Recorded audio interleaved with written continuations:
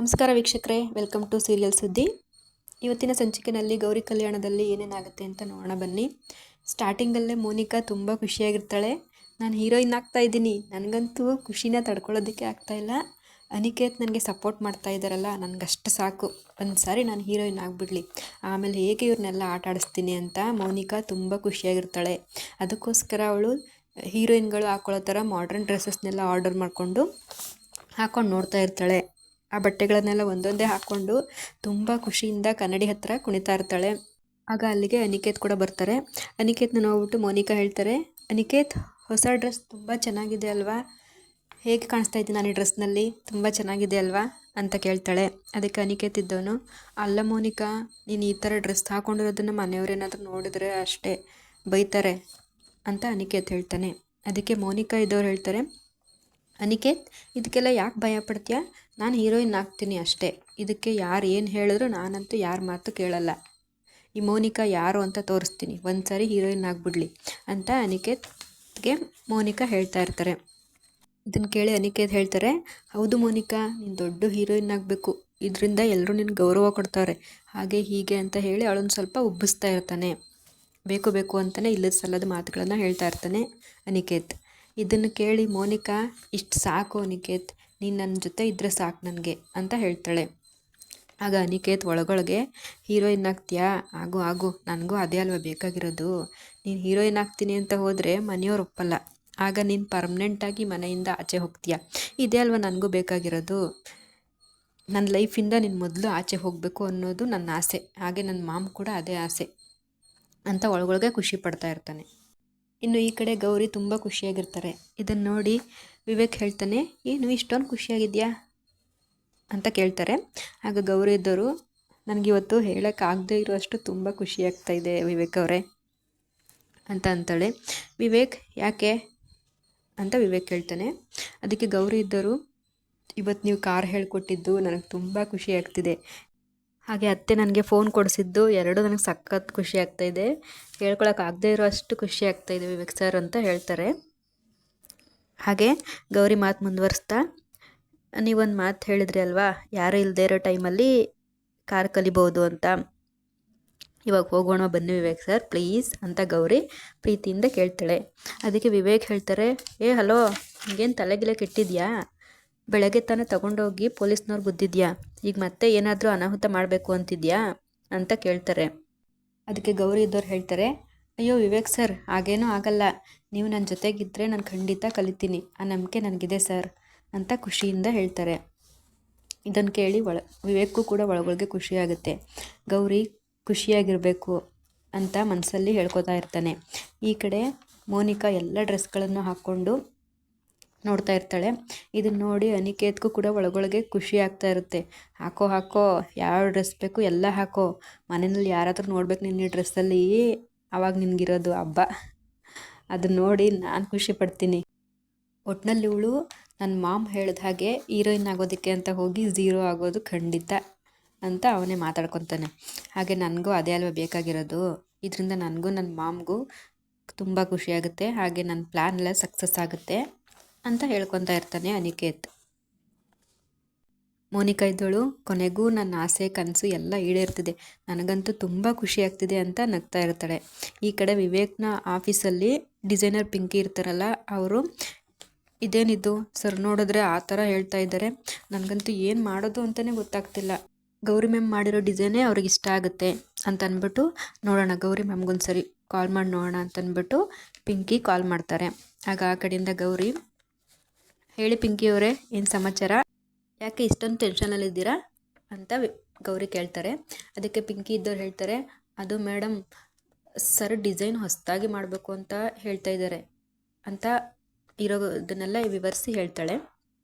ಇದನ್ನು ಕೇಳಿ ಗೌರಿ, ಸರಿ ಆಯಿತು ಪಿಂಕಿ ಅವರೇ, ನೀವೇನು ಯೋಚನೆ ಮಾಡಬೇಡಿ, ಅದನ್ನು ನನಗೆ ಕಳಿಸ್ಕೊಡಿ, ನಾನು ಅದನ್ನು ಆಲ್ಟ್ರ್ ಮಾಡಿ ನಿಮಗೆ ಕಳಿಸ್ತೀನಿ ಅಂತ ಹೇಳ್ತಾರೆ.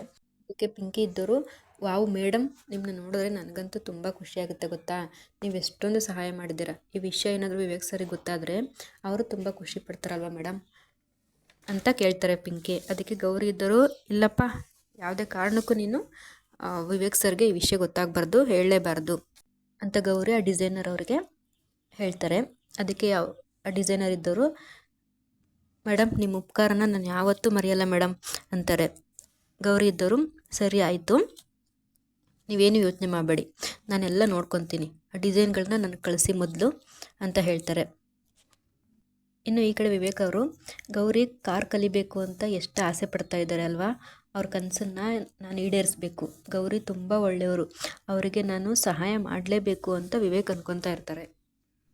ಇನ್ನು ಈ ಕಡೆ ಗೌರಿ ತನ್ನ ತಂಗಿ ಚಿನ್ನು ಅವ್ರ ಜೊತೆ ಕಾಲ್ ಮಾಡಿ ಮಾತಾಡ್ತಾ ಇರ್ತಾರೆ. ಗೌರಿ ತುಂಬ ಖುಷಿಯಿಂದ ಮಾತಾಡ್ತಾ ಇರೋದನ್ನು ನೋಡಿ ವಿವೇಕ್ ಅವರು, ಯಾರ ಜೊತೆ ಇಷ್ಟು ಖುಷಿಯಾಗಿ ಮಾತಾಡ್ತಾ ಇದೆಯಾ ಅಂತ ಕೇಳ್ತಾರೆ. ಅದನ್ನ ಕೇಳಿ ಗೌರಿ, ಯಾಕೆ ವಿವೇಕ್ ಸರ್, ನಾನು ಯಾರ ಜೊತೆನಾದರೂ ಮಾತಾಡ್ತೀನಿ, ಏನಾಯಿತು ಅಂತ ಸುಮ್ಮನೆ ಹೇಳ್ತಾರೆ. ಆಮೇಲೆ ಅವರೇ, ನಾನು ಚಿನ್ನು ಜೊತೆ ಮಾತಾಡ್ತಾ ಇದ್ದೀನಿ, ಅವಳ ಜೊತೆ ಮಾತಾಡಿ ತುಂಬ ದಿನ ಆಗಿತ್ತಲ್ಲ, ಅದಕ್ಕೆ ಕಾಲ್ ಮಾಡಿದ್ದೆ, ಈಗ ಮಾತಾಡಿ ತುಂಬ ಖುಷಿ ಆಯಿತು ಅಂತ ಗೌರಿ ವಿವೇಕ್ ಸರ್ಗೆ ಹೇಳ್ತಾರೆ. ಅದಕ್ಕೆ ವಿವೇಕ್ ಇದ್ದವರು, ಸರಿ ಆಯಿತು ಮಲ್ಕೋ ಅಂತ ಹೇಳ್ತಾರೆ. ಗೌರಿ, ಆಯಿತು ನೀವು ಮಲ್ಕೊಳ್ಳಿ ಅಂತ ಅಂದ್ಬಿಟ್ಟು ಮಲ್ಕೊಳಕ್ಕೆ ಹೋಗ್ತಾರೆ. ಈ ಕಡೆ ಗೌರಿಗೆ ಆಲ್ರೆಡಿ ಲವ್ ಸ್ಟಾರ್ಟ್ ಆಗಿದೆ ಅಂತಲೇ ಹೇಳ್ಬೋದು. ನನಗೆ ಗೊತ್ತು ವಿವೇಕ್ ಸರ್, ನೀವು ಇವಾಗ ನನ್ನ ಮೇಲೆ ಎಷ್ಟು ಪ್ರೀತಿ ಕಾಳಜಿ ತೋರಿಸ್ತಾ ಇದ್ದೀರಾ ಅಲ್ವಾ, ನನಗಂತೂ ತುಂಬ ಖುಷಿ ಆಗ್ತಿದೆ ಅಂತ ಗೌರಿ ವಿವೇಕ್ ಮುಖನೇ ನೋಡ್ತಾ ಇರ್ತಾರೆ. ಈ ಕಡೆ ವಿವೇಕ್ಗೂ ಕೂಡ ನಿಧಾನವಾಗಿ ಪ್ರೀತಿ ಶುರುವಾಗಿದೆ ಅಂತ ಅನ್ಕೋಬೋದು. ಅವರು ಕೂಡ ಮನಸ್ಸಲ್ಲಿ ಅಮ್ಮ ಆದಷ್ಟು ಬೇಗ ಗೌರಿನ ಒಪ್ಕೊಳ್ಳಿ ಅಂತ ಅನ್ಕೊತಾ ಇರ್ತಾರೆ. ಇನ್ನು ಈ ಕಡೆ ಮೋನಿಕಾ ಮಾರನೇ ದಿನ ಮತ್ತೆ ಹೀರೋಯಿನ್ ಥರ ಡ್ರೆಸ್ ಹಾಕ್ಕೊಂಡು, ವಾವ್ ನಾನು ಈ ಡ್ರೆಸ್ಸಲ್ಲಿ ಎಷ್ಟು ಚೆನ್ನಾಗಿ ಕಾಣಿಸ್ತಾ ಇದ್ದೀನಿ ಅಲ್ವಾ ಅನಿಕೇತ್ ಅಂತ ಅನಿಕೇತ್ ಅವ್ರನ್ನ ಕೇಳಿಕೊಂಡು ಖುಷಿಯಿಂದ ಕನ್ನಡಿ ಮುಂದೆ ನಿಂತ್ಕೊಂಡು ನೋಡ್ತಾ ಇರ್ತಾರೆ. ಅದಕ್ಕೆ ಅನಿಕೇತ್ ಹೇಳ್ತಾರೆ, ಮೋನಿಕಾ ತುಂಬ ಪ್ರೀತಿಯಾಗಿ ಕಾಣಿಸ್ತಾ ಇದೆಯಾ, ನಿನ್ನ ಈ ಮಾಡ್ರನ್ ಡ್ರೆಸ್ಸಲ್ಲಿ ತುಂಬ ಚೆನ್ನಾಗಿ ಕಾಣ್ತಾ ಇದೆಯಾ ಮೋನಿಕಾ ಅಂತ ಹೇಳ್ತಾರೆ. ಅದಕ್ಕೆ ಮೋನಿಕಾ, ಅನಿಕೇತ್ ಅಯ್ಯೋ ನೀನೇ ಈ ರೀತಿ ಹೇಳ್ತಾ ಇದ್ದರೆ ಇನ್ನು ಹೊರಗಿನವರು ಎಷ್ಟು ಖುಷಿ ಪಡ್ತಾರೆ, ಎಷ್ಟು ಚೆನ್ನಾಗಿದೆ ಅಲ್ವಾ ಈ ಡ್ರೆಸ್ ಅಂತ ಖುಷಿಯಿಂದ ಕುಣಿತಾ ಇರ್ತಾಳೆ. ಈ ಕಡೆ ಅನಿಕೇತ್ ಅದನ್ನು ನೋಡಿ, ಖುಷಿಪಡು, ಈ ನಿನ್ನ ಅವತಾರ ಮನೆಯವ್ರು ಏನಾದರೂ ನೋಡಿದ್ರೆ ಖುಷಿ ಪಡೋದು ನೀನಲ್ಲ ನಾನು ಮೋನಿಕಾ ಅಂತ ಮನಸ್ಸಲ್ಲೇ ಹೇಳ್ಕೊತಾ ಇರ್ತಾನೆ. ಮತ್ತೆ ಮೋನಿಕಾ ಇದ್ದವರು, ತುಂಬ ಮುದ್ದಾಗಿ ಕಾಣಿಸ್ತಿದ್ದೀನಲ್ವಾ ಅನಿಕೇತ್ ಅಂತ ಕೇಳ್ತಾರೆ. ಅದಕ್ಕೆ ಅನಿಕೇತ್ ಇದ್ದವರು, ಹೌದು ಮೋನಿಕಾ, ದೇವತೆನೇ ಕೆಳಗಿಳಿದು ಬಂದಿರೋ ಹಾಗೆ ಕಾಣಿಸ್ತಿದ್ಯಾ ಅಂತ ಹೇಳ್ತಾರೆ. ಅನಿಕೇತ್ನ ಈ ಮಾತುಗಳನ್ನು ಕೇಳಿ ಮೋನಿಕಾಗೆ ತುಂಬ ಖುಷಿಯಾಗುತ್ತೆ. ಹಾಗೆ ಆ ಮಾಡ್ರನ್ ಡ್ರೆಸ್ ಹಾಕ್ಕೊಂಡು ಹಾಲ್ಗೆ ಬರ್ತಾರೆ. ಇದನ್ನು ನೋಡಿ ಸರಿತಾ ಮತ್ತು ಮನೆಯವರೆಲ್ರಿಗೂ ಆಶ್ಚರ್ಯ ಆಗುತ್ತೆ. ಈ ಸರಿತಾ ಇದ್ದವರು, ಏನಿದು ನಿನ್ನ ಅವತಾರ ಅಂತ ಕೇಳ್ತಾರೆ. ಆ ಗೌರಿ ಅಕ್ಕನ ಹತ್ರ ಬಂದ್ಬಿಟ್ಟು, ಅಕ್ಕ ಏನಿದು, ಯಾಕೆ ಈ ಥರ ಬಟ್ಟೆ ಹಾಕ್ಕೊಂಡಿದ್ಯಾ ಅಂತ ಗೌರಿ ಕೇಳ್ತಾಳೆ. ಅದಕ್ಕೆ ಮೋನಿಕಾ ಇದ್ದವರು, ಏಯ್ ಗೌರಿ, ನನ್ನ ವಿಷಯದಲ್ಲಿ ಯಾರೂ ಮಾತಾಡೋ ಅವಶ್ಯಕತೆ ಇಲ್ಲ, ಯಾಕಂದರೆ ನಾನು ಹೀರೋಯಿನ್ ಆಗಬೇಕು ಅಂತ ಅಂದ್ಕೊಂಡಿದ್ದೀನಿ ಗೌರಿ, ಅದನ್ನು ತಡೆಯೋದಕ್ಕೆ ಯಾರ ಕೈಯಿಂದನೂ ಸಾಧ್ಯ ಇಲ್ಲ ಅಂತ ಮೋನಿಕಾ ಹೇಳ್ತಾರೆ. ಅದನ್ನ ಕೇಳಿದಂಥ ಗೌರಿ ಹೇಳ್ತಾರೆ, ಅಕ್ಕ ಏನು ಮಾತು ಅಂತ ಆಡ್ತಿದ್ಯಾ, ನಿನಗೇನಾದರೂ ತಲೆಗಿಲೆ ಕೆಟ್ಟಿದ್ಯಾ, ನೀನು ಹೀರೋಯಿನ್ನ, ನೀನೇನು ಮಾತಾಡ್ತಾ ಇದೆಯಾ ಅನ್ನೋ ಪ್ರಜ್ಞೆನಾದರೂ ಇದೆಯಾ ನಿನಗೆ ಅಂತ ಗೌರಿ ಪ್ರಶ್ನೆ ಮಾಡ್ತಾರೆ. ಅದಕ್ಕೆ ಮೋನಿಕಾ ಇದ್ದವರು, ಏಯ್ ಮುಚ್ಚೆ ಬಾಯಿ, ಅದು ನನ್ನಿಷ್ಟ, ಇದನ್ನ ತಡೆಯೋದಕ್ಕೆ ಯಾರಿಂದನೂ ಸಾಧ್ಯ ಇಲ್ಲ, ನಾನು ಹೀರೋಯಿನ್ ಆಗೇ ಆಗ್ತೀನಿ ಅಂತ ಮೋನಿಕಾ ಕೋಪದಿಂದ ಹೇಳ್ತಾಳೆ. ಮೋನಿಕಾಳ ಈ ಅಹಂಕಾರದ ಮಾತುಗಳನ್ನು ಕೇಳಿ ಎಲ್ರಿಗೂ ಆಶ್ಚರ್ಯ ಆಗುತ್ತೆ. ಸರಿತಾ, ಏನೇ ಬೊಗಳ್ತಾ ಇದೆಯಾ, ಈ ಮನೆ ಶಾಸ್ತ್ರ ಸಂಪ್ರದಾಯ ಏನು ಅಂತ ನಿನಗೆ ಗೊತ್ತು ತಾನೇ ಅಂತ ಕೇಳ್ತಾರೆ. ಅದಕ್ಕೆ ಮೋನಿಕಾ ಇದ್ದರು, ನೋಡಿ ಇದು ನನ್ನ ಇಷ್ಟನ ಬೇಡ ಅನ್ನೋ ಅಧಿಕಾರ ಯಾರಿಗೂ ಇಲ್ಲ, ನಾನು ಹೇಗಾದರೂ ಇರ್ತೀನಿ ಅಂತ ಮೋನಿಕಾ ಜೋರಾಗಿ ಕೂಗಾಡ್ತಾಳೆ. ಇದರಿಂದ ಕೋಪಗೊಂಡಂಥ ಸರಿತಾ ಮೋನಿಕಾ ಕೆನ್ನೆಗೆ ಒಂದು ಬಾರಿಸ್ತಾಳೆ.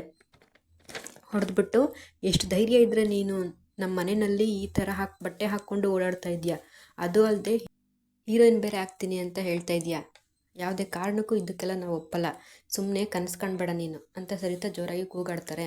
ಹಾಗೆ ಒಂದು ಕ್ಷಣ ಕೂಡ ನೀನು ಈ ಮನೆಯಲ್ಲಿ ಇರಬಾರ್ದು ಅಂತ ಕೂಡ ಹೇಳ್ತಾರೆ. ಇದನ್ನ ಕೇಳಿ ಮೋನಿಕಾಗೆ ತುಂಬ ಶಾಕ್ ಆಗುತ್ತೆ. ಹಾಗೆ ವಿವೇಕ್ ಇದ್ದವರು, ಏನಿದು ಮೋನಿಕಾ, ನಿಮಗೆ ಸ್ವಲ್ಪನೂ ಮಾನ ಅನ್ನೋದೇ ಇಲ್ವಾ, ಮನೆಯವ್ರ ಮುಂದೆ ಈ ರೀತಿ ಡ್ರೆಸ್ಸೆಲ್ಲ ಹಾಕ್ಕೊಂಡು ಶೋಕಿ ಮಾಡ್ತಾ ಇದ್ದೀರಲ್ಲ ಅಂತ ವಿವೇಕ್ ಹೇಳ್ತಾರೆ. ಹಾಗೆ ಮನೆಯವರೆಲ್ಲರೂ ಕೂಡ ಒಂದೊಂದು ಥರ ಮಾತನ್ನು ಆಡ್ತಾ ಇರ್ತಾರೆ ಮೋನಿಕಾಗೆ. ನೋಡ್ತಾ ಇರ್ಬೋದು, ಇಲ್ಲಿ ಕೊನೆಗೂ ಅನಿಕೇತ್ ಹಾಗೂ ಚಂಚಲ ಅವ್ರ ಕನಸು ನನಸಾಗ್ತಾ ಇದೆ. ಇದನ್ನ ನೋಡಿ ಅನಿಕೇತ್ ಒಳಗೊಳಗೆ ಖುಷಿ ಪಡ್ತಾ ಇರ್ತಾನೆ. ಮುಂದೆ ಏನಾಗುತ್ತೆ ಅಂತ ಕಾದು ನೋಡೋಣ. ನಿಜವಾಗ್ಲೂ ಮೋನಿಕಾ ಮನೆಯಿಂದ ಆಚೆ ಹೋಗ್ತಾಳ. ಹಾಗೆ ವಿವೇಕ್ ಗೌರಿಗೆ ಕಾರ್ ಓಡಿಸೋದನ್ನ ಹೇಳ್ಕೊಡ್ತಾರ. ಕಾದು ನೋಡಬೇಕಾಗಿದೆ. ನೋಡೋಣ ಮುಂದಿನ ಸಂಚಿಕೆಯಲ್ಲಿ ಏನೇನಾಗುತ್ತೆ ಅಂತ. ಪ್ಲೀಸ್ ನಮ್ಮ ಚಾನಲ್ನ ಸಬ್ಸ್ಕ್ರೈಬ್ ಮಾಡ್ಕೊಂಡು ನೋಡಿ. Thank you for watching.